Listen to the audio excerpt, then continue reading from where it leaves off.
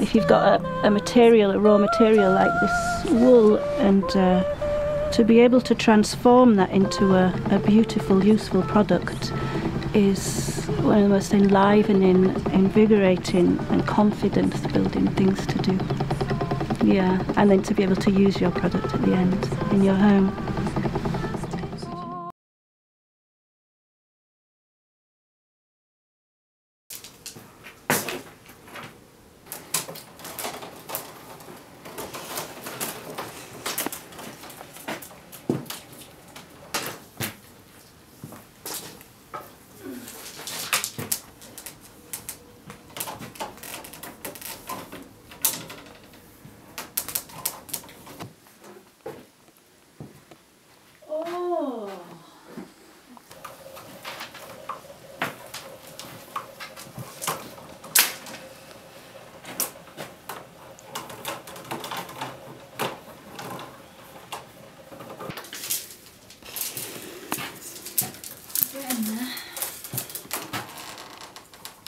So what time do you think you'll finish? Once I've done this bit, I'm doing the border. In about an hour. Great. She don't mess about none. You want a coffin, she make you a coffin in a day.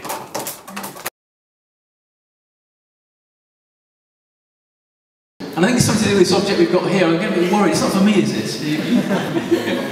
A few people have seen the coffin, laying a coffin recently. Okay, naturally useful. I've been going for 3 years, and it's what it is. It's taking natural materials like willow and sheep's wool and making a product which is useful. That's completely what I do.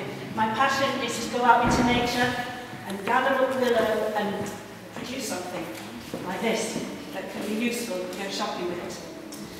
And then I started thinking what is also useful, and this is willow coffin. So willow coffin, grown on the land, it grows in a year, you coppice it down, you do little stuff like this, and within 3 years I'll have willows up here. And I go every year in the autumn when the leaves have dropped, and I coppice the whole lot, I dry it, and then I'm ready to start making. Yeah, the coffins. So the coffins can be used for cremation and burial. There's no glues involved, nothing. There's no nails, nothing. It's made completely by my hands. It takes about 28 hours. And they biodegrade completely within a few years. It's not made from a tree that takes 15 years to grow, and then you plant, and then you make your coffin. It just takes a year, 1 season, and then I've got my material again. I work in Radford. I've got a big workshop where I run courses. I go into schools as well and teach courses of basket making and felting.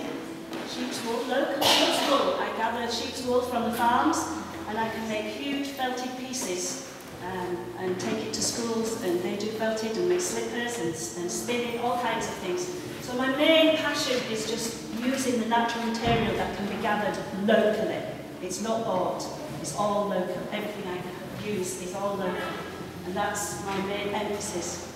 So how did I get involved with a social enterprise? Well, I was working in my workshop, and I'm there on my own on a farm, and I thought, I'm helping the environment here, and I go out into schools, and I'm keeping traditional crafts alive.